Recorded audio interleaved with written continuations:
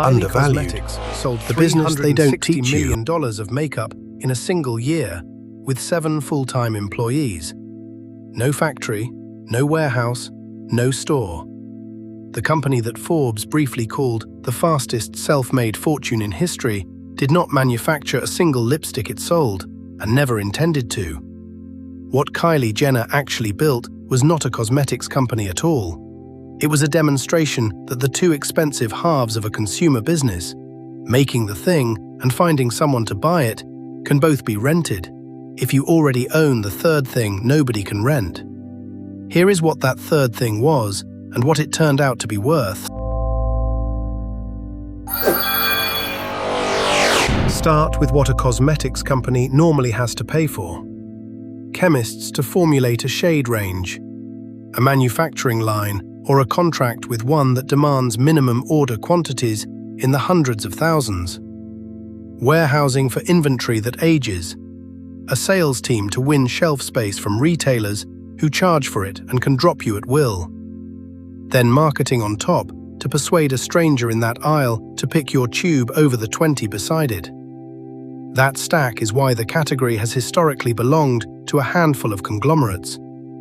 Each layer is a fixed cost that only makes sense at enormous volume. Kylie Cosmetics carried almost none of it. Formulation, manufacturing, filling and fulfillment ran through Seed Beauty, a private label operation in Oxnard, California, which already did this for other brands. Customer service was outsourced. Finance and logistics were outsourced. The company's own headcount stayed in single digits because there was almost nothing left in-house to staff. Every function that a beauty conglomerate treats as a core competence was, here, a line item on somebody else's invoice. The business was a contract with a factory, a website, and a name. So what did the company own? One asset, and it was not on any balance sheet, attention that was already assembled. By the time Kylie Cosmetics launched in 2015, Kylie Jenner had spent most of her life on television and had tens of millions of followers watching her directly, daily, without a broadcaster in between. That is a distribution channel with no gatekeeper and no rent. Everything else in the cosmetics stack has a market price and a vendor willing to quote it. That does not, which is precisely why it was the half worth keeping. Run the number that decides most consumer businesses. Customer acquisition cost is what you spend in advertising to make one sale, and in beauty it routinely runs to tens of dollars per customer, which is why brands need scale before the maths works. Now price a post to 100 million followers who chose to be there. The marginal cost is zero. Not low, zero. A company that pays nothing to reach its market can accept a cost structure that would bankrupt a competitor, and it can be profitable at a fraction of the volume. The advertising budget was replaced with a person. Then the sales model, which inverts the usual risk. Instead of stocking shelves and hoping, Kylie Cosmetics sold in limited drops, announced in advance, released at a set hour, deliberately undersupplied. The first lip kits sold out in under a minute. Read that as inventory strategy rather than hype. A drop converts demand into cash before the goods are committed, so working capital stops being a constraint. Selling out is not a failure to forecast. It is a decision to never hold the bag, and it makes scarcity do the work advertising usually does. Put those together, and the margin structure is unusual. With no factory to depreciate, no retail leases, no sales force, and effectively no advertising, most of what came in stayed in. Reported revenue passed $300 million a year against a payroll of 7. There is no operational genius in that number. It is arithmetic. The business had shed every fixed cost the category normally carries, so volume that would be modest for a conglomerate produced margins a conglomerate could not match. If this breakdown is useful to you, subscribing genuinely helps. Which raises the obvious question: why sell any of it?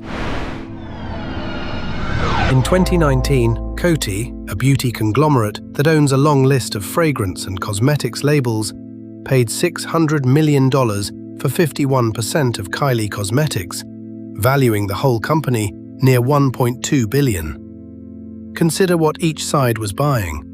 Coty acquired a brand with a distribution channel it could never build, to plug into manufacturing and retail relationships it already had. Jenner sold control of an asset whose value depended entirely on her continuing to be interesting, in exchange for cash that does not. Both sides were trading the thing they could not manufacture for the thing they could. Then the accounting came apart in public. Forbes, which had put Jenner on its cover as a self-made billionaire, published a follow-up in 2020, saying the filings Coty disclosed after the deal did not match the figures the family had supplied. Revenue was smaller than represented. Forbes stripped the billionaire designation. The lesson is not really about one family. Private company revenue is whatever the owner says it is, until somebody with a legal duty to report is forced to look. And the moment Coty had that duty, the story changed. A valuation and an audited number are different objects. 3 honest qualifications, because this model is copied badly and constantly. First, the audience was not built by the business.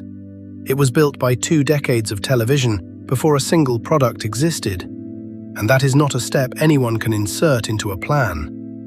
Second, an outsourced brand has no moat. Seed Beauty could and did manufacture for others, so the thing being sold was reproducible by anyone who could rent the same line. Third, the asset is a person, and it decays. Attention is not an annuity, and it is the only thing the company actually owned. Once you see the shape, it is everywhere. Almost every celebrity spirits label is somebody else's distillery with a famous name on the bottle. Most direct-to-consumer mattresses come off a handful of contract lines. Supplement brands, cookware, luggage. The manufacturing is a commodity you can rent by the pallet. What is scarce is a reason for a stranger to choose you, and audience is the cheapest form of that reason yet invented. The question worth asking about any consumer brand is simple. Which half of this do they actually own, and how long does it last? So here is what Kylie Cosmetics actually was. Not a cosmetics company that marketed unusually well. An audience that rented a factory. A business whose only real asset was the ability to reach millions of people for free, with every other function bought in at market price. The product was almost incidental. What was sold to Coty for $600 million was not lipstick. It was the exit from an advertising budget. The useful habit here is to look at any brand you like and ask which parts of it actually exist inside the company. Usually it is fewer than you would guess, and the answer tells you what the business really is. Here is my question, and I want real answers below. What is a brand you assumed made its own product and turned out not to? Drop it in the comments. The sharpest answer becomes an episode. Subscribe for one hidden machine a week on Undervalued. Next up, waste management and why its competitors have to pay it to throw anything away.